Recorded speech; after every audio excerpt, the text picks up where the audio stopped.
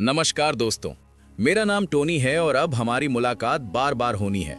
आज मैं आपको भारत के इतिहास की एक ऐसी खुफिया कहानी सुनाने जा रहा हूं जिस पर यकीन करना मुश्किल है।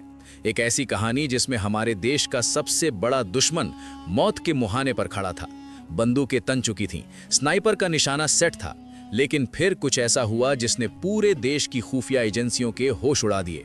आज हम बात करेंगे उस टॉप सीक्रेट ऑपरेशन दाऊद की, जो अगर सफल हो जाता तो भारत का इतिहास कुछ और ही होता।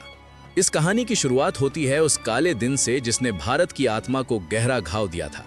12 मार्च 1993 मुंबई की सड़कों पर एक के बाद एक हुए सिलसिलेवार बम धमाकों ने पूरे देश को दहला दिया था। उस मनहूस दिन 257 बेगुनाह लोगों ने अपनी जान गंवाई और 750 से ज्यादा लोग हमेशा के लिए अपाहिज हो गए। सड़कों पर बिखरा खून और चीख पुकार आज भी कई लोगों के जहन में ताजा है। इस पूरी खौफनाक साजिश के पीछे सिर्फ एक ही दिमाग था, एक ही मास्टरमाइंड था, अंडरवर्ल्ड डॉन दाऊद इब्राहिम। इन धमाकों के बाद दाऊद भारत से रातों रात भाग निकला। वो जानता था कि अब भारत में उसके लिए कोई जगह नहीं है। पाकिस्तान की खुफिया एजेंसी ISI ने उसे अपने सीने से लगा लिया। कराची के क्लिफ्टन इलाके में दाऊद एक भगौड़े की तरह नहीं, बल्कि एक राजा की तरह ऐशो आराम की जिंदगी जी रहा था। उसके घर के बाहर पाकिस्तानी रेंजर्स का पहरा होता था। भारत के सबसे बड़े गुनहगार को पाकिस्तान ने अपनी सबसे सुरक्षित तिजोरी में छिपा लिया था। भारत सरकार लगातार पाकिस्तान पर दाऊद को सौंपने का दबाव बना रही थी। हर अंतर्राष्ट्रीय मंच पर भारत ने पाकिस्तान को बेनकाब किया। हमारी सरकारें डोजियर पर डोजियर तैयार कर रही थी, पक्के सबूत सौंप रही थी, लेकिन पाकिस्तान हर बार बड़ी बेशर्मी से झूठ बोल देता कि दाऊद हमारे देश में नहीं है। कूटनीति, कानून और कागजी कार्यवाही के रास्ते पूरी तरह से बंद नजर आ रहे थे। भारतीय खुफिया एजेंसियों के दफ्तरों में एक अजीब सी हताशा और गुस्सा उबल रहा था। और इसी हताशा के बीच एंट्री होती है एक ऐसे इंसान की जिसका मानना था कि लोहे को लोहे से ही काटा जा सकता है। ये कोई राजनेता या आम पुलिस वाला नहीं था, बल्कि ये थे भारत के असली जेम्स बॉन्ड अजीत डोभाल।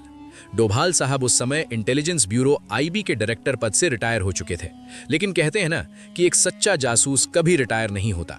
उनका दिमाग तब भी भारत की सुरक्षा के लिए 24 घंटे काम कर रहा था। डोभाल साहब का करियर कभी भी लकीर के फकीर वाला नहीं रहा।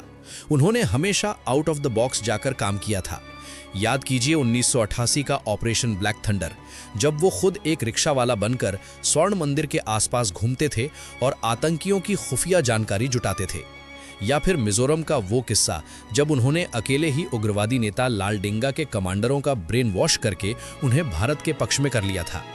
डोभाल जानते थे कि दाऊद को कागजों से नहीं, गोलियों से वापस लाया जा सकता है।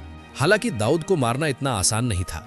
भारत सरकार सीधे तौर पर दुबई या पाकिस्तान में कोई मिलिट्री ऑपरेशन या कमांडो हमला नहीं कर सकती थी। अगर हमारे सैनिक विदेशी जमीन पर पकड़े जाते तो ये अंतर्राष्ट्रीय स्तर पर भारत के लिए एक बहुत बड़ी शर्मिंदगी का कारण बन जाता। इसलिए जो भी करना था वो बिना किसी सरकारी मुहर के बिल्कुल सीक्रेट तरीके से करना था, यानी एक ऑफ द बुक ऑपरेशन।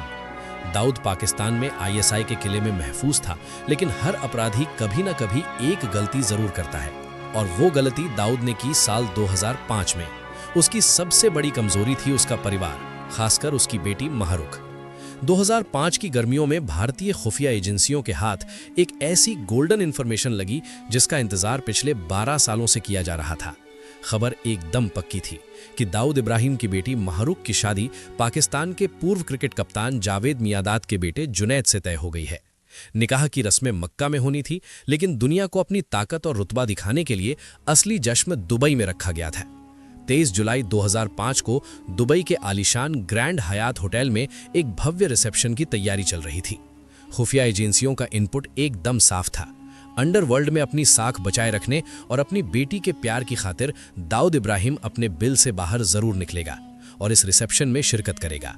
ये उसे मारने का सबसे बेहतरीन मौका था। IB के तत्कालीन चीफ ने इस नामुमकिन से लगने वाले ऑपरेशन की कमान अजीत डोभाल को सौंपी।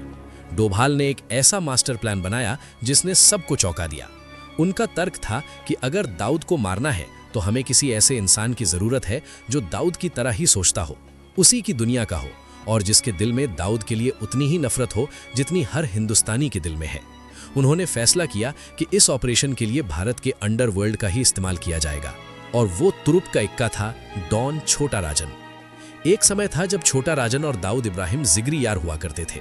मुंबई की सड़कों पर दोनों का सिक्का चलता था, लेकिन 1993 के मुंबई बम धमाकों ने इस गहरी दोस्ती में हमेशा के लिए दरार डाल दी। राजन ने धमाकों के बाद दाऊद का साथ छोड़ दिया। उसका कहना था कि वो स्मगलिंग कर सकता है, लेकिन अपने ही देश से गद्दारी नहीं कर सकता। वो खुद को देशभक्त डॉन कहने लगा था। दाऊद इब्राहिम ने राजन के इस कदम को गद्दारी माना और वो उसके खून का प्यासा हो गया। साल 2000 में दाऊद के शूटरों ने बैंकॉक के एक होटल में छोटा राजन पर जानलेवा हमला किया। पिज्जा डिलीवरी बॉय बनकर आए उन शूटरों ने राजन को गोलियों से छलनी कर दिया था। राजन किसी तरह पहली मंजिल की खिड़की से कूदकर अपनी जान बचाने में कामयाब रहा। उस खौफनाक दिन के बाद से छोटा राजन सिर्फ एक ही मकसद के लिए जी रहा था, दाऊद की मौत। डोभाल जानते थे कि दुश्मन का दुश्मन दोस्त होता है। आईबी ने खुफिया तरीके से छोटा राजन से संपर्क किया और उसे दाऊद को मारने का पूरा प्लान बताया। बदला लेने के लिए तड़प रहा राजन तुरंत तैयार हो गया। उसने इस ऐतिहासिक काम के लिए अपने दो सबसे खतरनाक, अचूक और भरोसेमंद शार्प शूटरों को चुना, विकी मल्होत्रा और फरीक तनाशा। ये दोनों राजन के राइट हैंड थे और किसी भी टारगेट को खत्म करने में माहिर थे। इन दोनों शूटर्स को भारत की खुफिया एजेंसी ने गुप्त स्थान पर रखा। 3 हफ्ते तक इनकी कड़ी और प्रोफेशनल ट्रेनिंग हुई। उन्हें दुबई के ग्रैंड हयात होटल का पूरा नक्शा रटाया गया।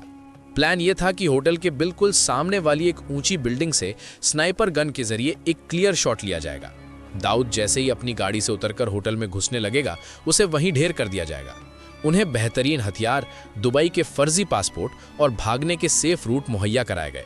सब कुछ एक सस्पेंस थ्रिलर फिल्म की स्क्रिप्ट की तरह परफेक्ट चल रहा था। जुलाई 2005 का महीना आ चुका था और ऑपरेशन अपने आखिरी पड़ाव पर था। विकी मल्होत्रा और फरीद तनाशा दिल्ली के एक होटल में रुके हुए थे। यहीं से उन्हें दुबई की फाइनल फ्लाइट पकड़नी थी। खुद अजीत डोभाल भी उस होटल के कमरे में मौजूद थे और उन दोनों शूटरों को आखिरी ब्रीफिंग दे रहे थे। भारत इतिहास का सबसे बड़ा दांव खेलने जा रहा था।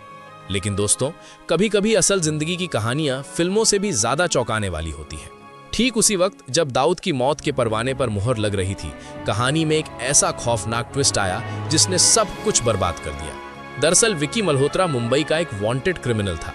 वो काफी समय से मुंबई के बड़े बिल्डर्स और बिजनेसमैन से फोन पर जबरन वसूली कर रहा था और मुंबई पुलिस की क्राइम ब्रांच उसके पीछे हाथ धोकर पड़ी थी।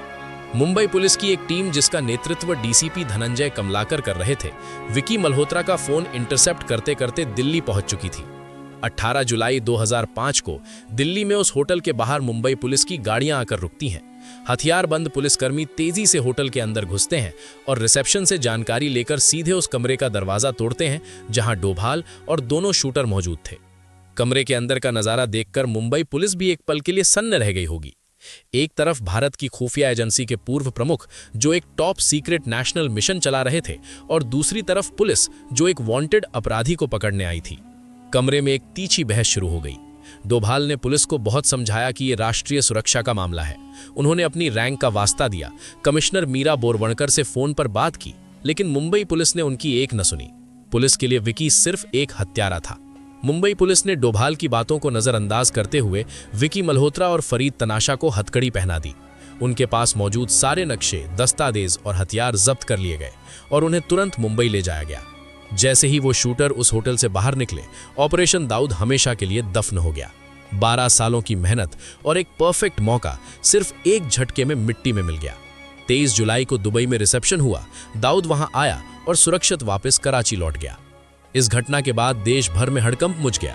पूर्व गृह सचिव आर.के. सिंह ने तो यहां तक आरोप लगा दिया कि मुंबई पुलिस के कुछ अधिकारी दाऊद के पेरोल पर थे और उन्होंने जानबूझकर उसे बचाया।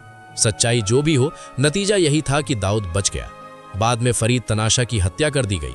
छोटा राजन को 2015 में गिरफ्तार कर लिया गया और 2013 में रॉ का एक और ऐसा ही सुपर बॉयज मिशन भी आखिरी वक्त पर रद्द कर दिया गया। दाऊद आज भी जिंदा है और भारत के न्याय से मीलों दूर है। दोस्तों, आपको क्या लगता है?